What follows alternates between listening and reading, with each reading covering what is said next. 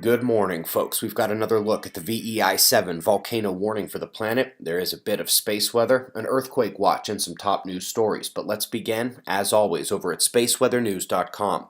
We're looking at a very quiet last 24 hours on our star. Really, it's the bright, failed active region followed by the dark coronal hole that's taking one's attention.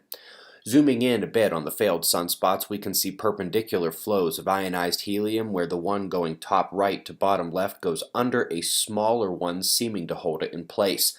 As we come back to 193 angstroms in ionized iron, I hope you see the larger magnetic cage structure looping over in that same manner as was holding the plasma back in the first place. Solar wind here. Slight intensifications that seem to be the shift of the phi angle in the stream. We've still got the CME and faster particle stream expected today, so eyes on that. Thus far, the KP index remains in the green. That central coronal hole still has about 4 days until its solar wind arrives, but kinetic alpha waves are already emanating and the IMF should be connecting to Earth tonight. Earthquake watch begins to peak this weekend, as we're seeing Papua New Guinea continue to rumble, one of the scariest places on Earth right now. I want to quickly revisit that volcano story from yesterday. Couple inclusions you'd want to see. First, every VEI-7 eruption of the Holocene, showing that not only the last one, but the last three were all on the low end of pressure release, meaning we haven't had a large-size VEI-7 in over 1,000 years. Twice the size of the eruption. And they say we should have 2 of those per millennium, so we're quite overdue. Some of the effects are obvious, but some are not, like the El Niño forcing or monsoonal pattern changes.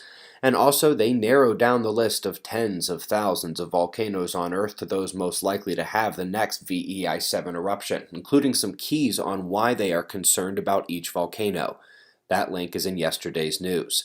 Now let's go to space where we're zooming in on Cetus to find something hiding far in the distance. A clash of galaxies. The shot shows the dance of interacting celestial populations like the first dance of a couple. Exciting, cautious, anticipating. They'll get a bit more violent here in the coming millennia. Folks, that Tel Aviv professor from the 21-centimeter observation has joined others, including a Princeton professor, rethinking the actual role dark matter might play in that equation, specifically the observation, and they say probably not. Website members, watch last night's deeper look and try not to laugh at the foresight. Last story is about a probable change to the microwave background science. A few scientists believe upcoming observations are going to reveal a possible dipole structure to the universe, indicating a need to recalculate distances and time and almost everything about astronomy. That'll be fun. We greatly appreciate your support. Eyes on the solar wind today for those impacts. We've got your world of wind maps and shots of our star to close. We'll do this all again tomorrow, right here, but right now it's 5:35 a.m. in the new Valley of the Sun. Eyes open, no fear. Be safe, everyone.